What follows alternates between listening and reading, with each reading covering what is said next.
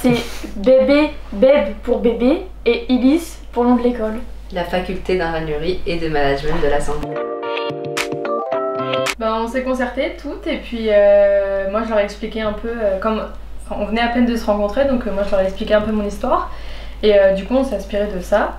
En fait moi je suis née en 2001 et je suis le plus grand bébé prématuré de 2001. Je suis née à 890 grammes, je faisais 36 cm. En fait je leur ai expliqué que mes parents m'habillaient à Toys R Us. Ils m'habillaient en fait avec des habits de poupon, donc parce que c'était la seule bonne taille, et les vêtements qui existaient à l'époque étaient très chers. Et en fait on s'est encore renseigné aujourd'hui, les vêtements pour les bébés prématurés sont encore assez chers. On va avoir deux dimensions, on va avoir une dimension informative où on va justement expliquer ce que c'est que la prématurité, donc on va faire des petits posts informatifs. Et on va également essayer d'accompagner les familles au mieux, donc on va justement, on a pour objectif de réaliser 150 trousseaux.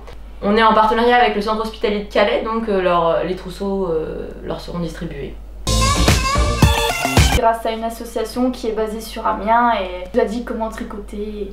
Elle nous a conseillé la laine, les aiguilles et puis voilà. Et d'ailleurs peut-être informer si jamais vous voulez nous aider, c'est donc c'est de la taille A, nous on va s'occuper donc des bébés de 36 semaines, donc c'est de la taille A.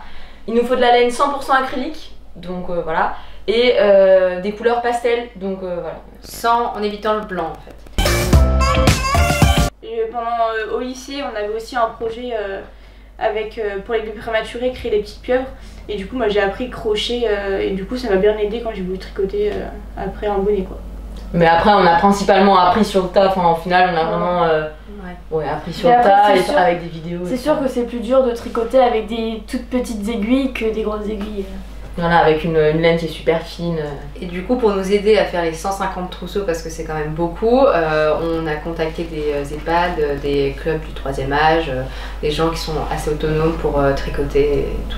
Il y a pas mal de bénévoles aussi autour de nous, nos familles, et puis avec nos postes, les gens se sont manifestés, donc grâce à eux, on va pouvoir avancer. On va réaliser notre objectif, on va voir. Mais on en cherche toujours. Hein. C'est ça, exactement. Alors on a fait plusieurs tours de mercerie. Il y en a qui sont totalement réfractaires et d'autres en fait qui ont des stocks qui sont dans une cave, qui servent à rien, donc du coup effectivement ils nous donnent, mais ça prend quelques temps, le temps de récupérer, qu'ils aillent chercher, etc.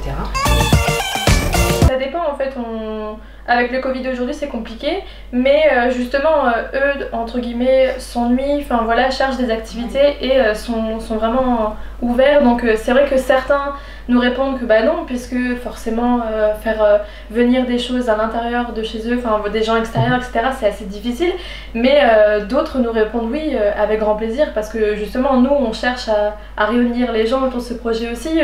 Nous on l'a monté parce que ça nous touche personnellement, mais aussi on aimerait apporter notre petite contribution à ces personnes-là qui sont seules, etc.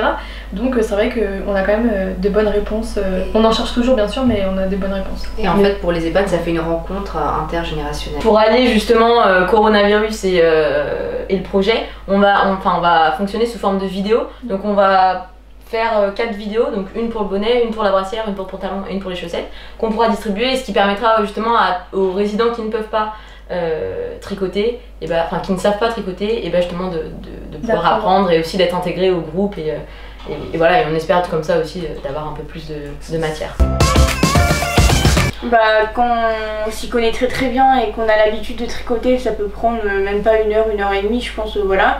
Moi qui ai débuté la première fois que je tricotais, ça m'a pris bien 10 heures de travail quoi. Parce qu'il faut que ce soit parfait, des mailles serrées, sans trop de défauts. Et souvent quand on voit qu'il y a un défaut, il faut retravailler, donc il faut tout défaire. Enfin pas tout défaire mais ça dépend. Et du coup puis il y a le coup de main aussi à prendre, parce qu'au début quand on n'a pas le coup de main c'est hyper compliqué. Donc du coup moi personnellement j'ai fait un bonnet et ça m'a pris 10 heures de travail. Donc toute une journée non-stop 7 heures d'affilée.